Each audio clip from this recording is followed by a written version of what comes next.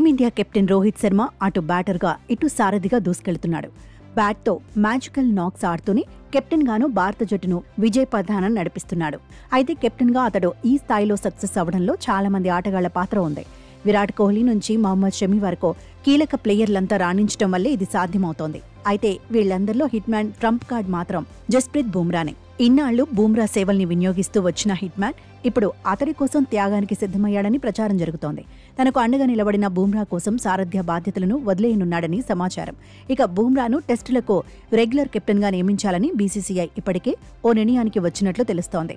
త్వరలో జరిగే ఇంగ్లాండ్ టూర్లో బుమ్రా నాయకత్వంలోని లాంగ్ ఫార్మాట్ బరిలోకి దిగనుందని సమాచారం. ఇప్పటివరకు సారథిగా కొనసాగుతూ వచ్చిన రోహిత్ను ఇక మీదట టెస్టులకు దూరంగా ఉంచాలనే నిర్ణయానికి వచ్చిందట. కేవలం వన్డేల్లోనే అతన్ని కంటిన్యూ చేయాలని భావిస్తున్నట్లు సమాచారం.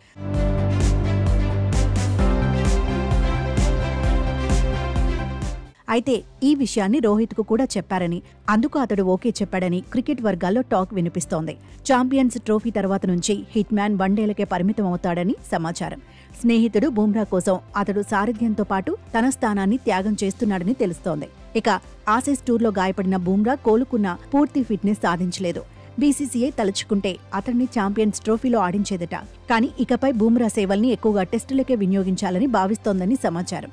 అతన్ని ఆ ఫార్మాట్కు పూర్తిస్థాయి సారథిగా నియమించాలని బీసీసీఐ ఇప్పటికే ఓ నిర్ణయానికి వచ్చినట్లు తెలుస్తోంది. అందుకే రిస్క్ వద్దనే ఉద్దేశంతో ఛాంపియన్స్ ట్రోఫీకి బుమ్రాను దూరంగా ఉంచినట్లు వార్తలు వినిపిస్తున్నాయి. అటు రోహిత్ వన్డేల్లో దుమ్మురేపుతున్న టెస్టుల్లో వరుసగా విఫలమవుతూ విమర్శల పాలవుతున్నాడు. మరోవైపు బుమ్రా సూపర్బ్ ఆట తీరుతో ప్రశంసలు దక్కించుకుంటున్నాడు. ఈ క్రమంలోనే బుమ్రా చేతిలో టెస్ట్ టీమ్ ఫ్యూచర్ సేఫ్ అనే ఉద్దేశంతోనే బీసీసీఐ అతనికి కెప్టెన్సీ బాధ్యతలు అప్పగించేందుకు సిద్ధమైనట్లు తెలుస్తోంది.